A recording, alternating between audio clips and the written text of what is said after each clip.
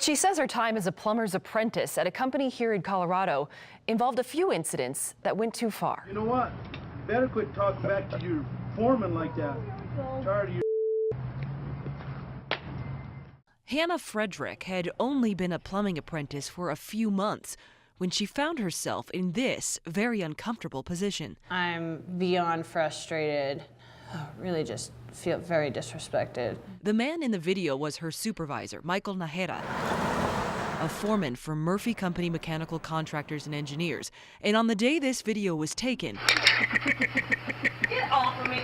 There's here! Talking back to your foreman like that. Hannah says she had enough. I felt very trapped in this situation. He had all the power. According to court paperwork filed by Hannah's attorney, the foreman actually asked another coworker to record the interaction without Hannah's knowledge. Hannah says she previously endured other similar handsy behavior and rude, uncomfortable comments from the foreman. And when she learned this incident was on video, she empowered herself to step forward and complain. I want sexual harassment in general to stop happening. And I want there to be it to be very clear that this is a very real problem. What was your reaction when you saw the video? I was shocked. I was stunned. Even though I see and hear of these things regularly, very rarely does a client have such direct evidence of the discrimination occurring. Sean McCurdy is Hannah's attorney and says he filed a charge with the Equal Employment Opportunity Commission when mediation with the company failed. Court records allege the company laid off Hannah about 5 weeks after she requested a new assignment away from the foreman. What's your opinion on why you got laid off? I believe it was complete retaliation. I think that what they were thinking was that they would pacify me for a period of time, put me in the shop and make it look like, well, we just ran out of things for you to do. The company's attorney told Rocky Mountain PBS that it supports and enforces a discrimination and harassment-free work environment for all, and in a court filing, denied retaliation. The foreman told us over the phone he thought of Hannah as one of the guys and said he made a mistake and regrets what he did. He says he underwent additional sexual harassment training and was suspended for 10 days. I felt like this video could be extremely detrimental to him, and I didn't want to have to take it to that level.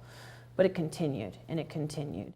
Hannah's case is one of 837 sexual harassment reports filed with the Equal Employment Opportunity Commission in Colorado since 2013. But the agency's own research shows 3 out of 4 people who say they experience harassment at work never even talk to a supervisor, manager, or union representative about the issue. Hannah says she wouldn't have come forward if she didn't believe she had solid proof of a problem at work. And it's always a he said, she said situation. So I felt like it would be a disservice to women to not bring the video forth and say, look, this is really happening. And even when we have proof, it's not good enough for you guys. It still ends up being a situation where it can still cost me my career. Even at this point, it can cost me my career in 10 years. Hannah now has an apprenticeship at a different company and hopes the legal action she's taking doesn't negatively impact her future working amongst mostly men. I love what I do. I absolutely love what I do. I like the people that I work with most of the time. I don't want them to feel like they have to walk on eggshells to be around me. She says she loves working in the plumbing industry and hopes by stepping forward she is helping change the conditions for others so everyone can feel strong, successful, and safe on the job. I want to be able to look back at this moment and say that I didn't let this go by the wayside and that this helped to pave the way for women and really got the understanding out there that this is not going to be tolerated anymore. The incidents in Hannah's lawsuit happened more than a year ago, before the Me Too movement started gaining momentum.